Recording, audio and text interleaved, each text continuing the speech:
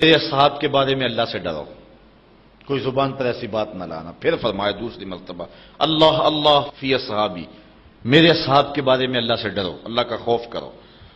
اور پھر ارشاد فرمایا لا تتخذوہم غرضا من بعدی، میرے بعد ان کو برے لفظوں سے یاد نہ کرنا، میرے اصحاب کو برا بلا نہ کہنا، بلکہ حضور نے فرمایا فمن احبہم فبحبی احبہم، جس نے میرے صحابہ سے محبت کی میری وجہ سے محبت کی، ومن ابغضہم فببغضی ابغضہم، اور جس نے ان سے بغض رکھا تو وہ میرے بغض کی وجہ سے میرے صحابہ سے بغض رکھا۔